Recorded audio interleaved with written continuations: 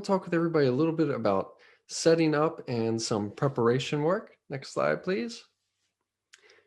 So first of all, whether you are using a meeting room or a webinar room, you have the ability to turn registration on.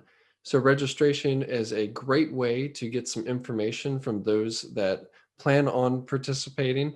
Now, I will say, just from a little bit of experience, depending on what the event is, of course, but typically I've seen the number of folks that register for the event is not the same as the number of folks that actually participate in the event, but it's still good to get that information. It will provide you a list of who will attend, and that's great for sending out reminder emails to folks that the event's coming up, or if you have some sort of action you'd like them to do prior to an event. For example, I was working on a series this past year with the Scattergood Foundation. And before each event, we would send out one, a reminder email, but two, a pre event survey just to understand what their knowledge was leading into the event so that we could capture a post event survey to get a measurement there. So there's lots of good options in both the meeting registration and the webinar registration. So first, we'll talk a little bit about the meeting registration. And in the meeting registration, what it shows right here on the screen, I think, is really just the default option. So if you just turn the registration button on where it says required, you just put a check mark next to that. This is what it will default to. It'll capture the participant's name and it'll ask them to provide their email address and confirm that email address.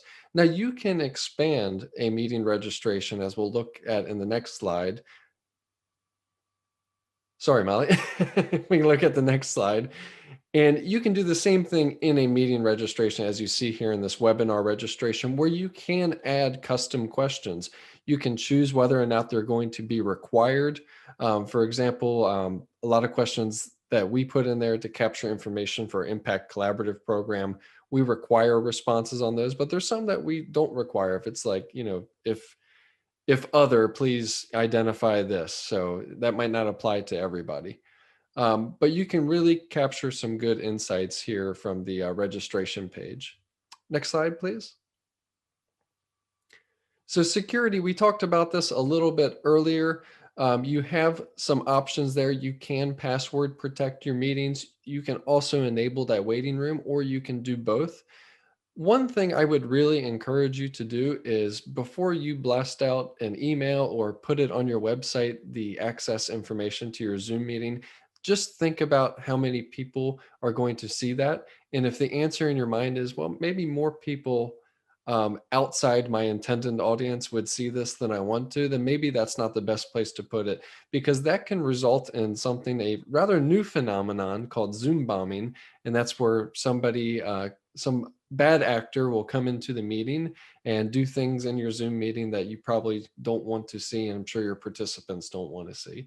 So having these security features helps protect against that. Next slide, please. And then after you have your Zoom webinar or meeting, you can gain a lot of insights or information about your audience and the event itself. So one, you can get a registration report to show who registered. You can also get an attendance report to show who actually showed up. Like today, we did some polls in here. So after this event, we'll go ahead and capture the results of those polls just to collect them. And we can go into the Zoom settings and get those. The chat, we can archive a transcript of the chat that we have here, and it puts it in a text format for us. And very similar in the webinar room, if you have a Q&A feature that you're using, you can also archive those questions and answers that are in there. And everything, for the most part, aside from the chat, is put in a CSV format, which opens very nicely in Microsoft Excel or Google Sheets, depending on what you prefer to use.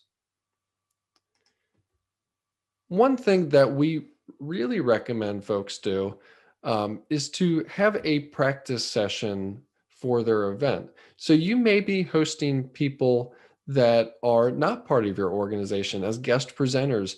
and you may not be that familiar with what their level of comfort is. So maybe you are very comfortable with using video conferencing and leading events, but maybe they're not so comfortable. So having those practice sessions is really important. We typically recommend doing that 3 to 5 days before the live event, because if there is some sort of major issue with the presentation or some major technology issue, that allows plenty of time to correct that issue. And also, when I am a technical host and I am going through these practice sessions, the first two things I look at from the panelists or the presenters is, can I see them and can I hear them well? So on the can I see them part, it really comes down to lighting and positioning. It's really great to try to get everybody in the center of the box if you can, and having some sort of light in front of you shining on you. Oftentimes I see people have windows behind them, which is great, and I envy them sometimes. But when you have light behind you, it's going to what it will do is it will create a shadow or a silhouette of yourself, so it won't have the greatest effect on actual video. And then sound. Anybody that's presenting, I typically recommend, if they can, use some sort of headphones if they have them. Those little Apple ear pods are really great for that. For me, I probably can't see it. Maybe you can see it a little bit, but I do have a USB microphone right in front of me that I use quite a bit. And on the actual day of the live event, we recommend that participants join 15 to 30 minutes prior. I think 30 is, I'm sorry, not participants, but panelists and those that are presenting. That allows the opportunity, if there is a technical challenge, you have a little bit of time to try to navigate through that. Next slide, please. And then just a couple of quick tips there. Having two computer monitors is super handy. In fact, I can't imagine not having two monitors at this point. So right now, this enables me to actually have you, the Zoom participants, on one screen, and then I've got some notes on another screen. It really just makes the whole experience a lot better. Also, as I've mentioned a few times already, having that second person participate in the meeting as a buddy or a moderator, somebody to keep an eye on the chat, somebody to help with the technical aspect if somebody unmutes themselves, or if you need somebody to manage the waiting room or hit the record button, all the things you probably don't want to think about if you're the one that's actually presenting, having that second person there is very helpful. And then housekeeping and ground rules. I always find that really helpful to explain to participants right at the top. If I'm in a webinar, I'll often tell them that they can see and hear us, but we can't see and hear them. And I'll give them kind of the rules for engagement, to use the chat or to use the Q&A. Using the Zoom meeting room, we often remind people to keep their microphone on mute when they come in. We also like to tell people to turn on their cameras because we like to, if they can, because we like to see their faces throughout. So having good virtual etiquette is something good that's always worth reminding folks. Recording. So in Zoom, and I imagine this is very similar in WebEx and other platforms, you have two choices there. You can record on your computer directly, or you can record in the cloud. And there's certainly pros and cons to both, but in the end, you should be able to capture a recording either way. The bigger question is where to store and share the recording, and that's going to be largely up to you and maybe some of your institutional policies that you have. For us at eExtension, after every event, we use a tool called VidGrid, which is similar to YouTube in the sense that it's a place where we can store and play videos. But YouTube is another option, and there's a number of tools out there for that.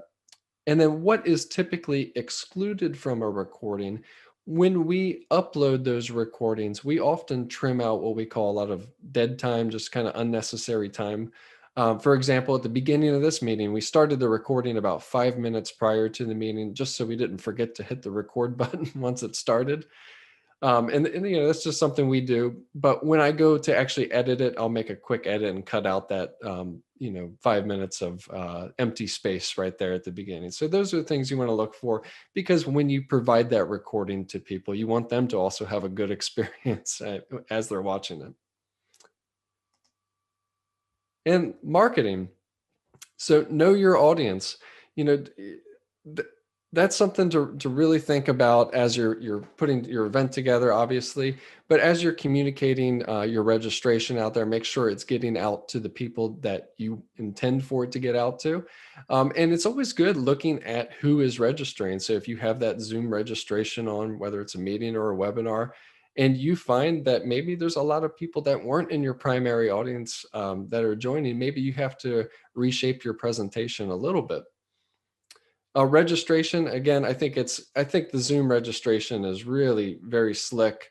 And I think it does a good job. I think there's a lot of automated features about it. So you all should have received an email confirmation and things like that. The webinar does even a little bit more. It does sends out emails more frequently. We have it set up that way. And then lastly, post-event follow-ups are really a great way to continue connecting with your audience. You can provide a copy of the recording. You can provide a summary of what happened at the event. Oftentimes, guest speakers and other panelists will have resources that they want to share. And sometimes even the participants will have resources. So capturing all of those resources and sharing that back out to those that participated. And you can also use that opportunity to direct people to future events.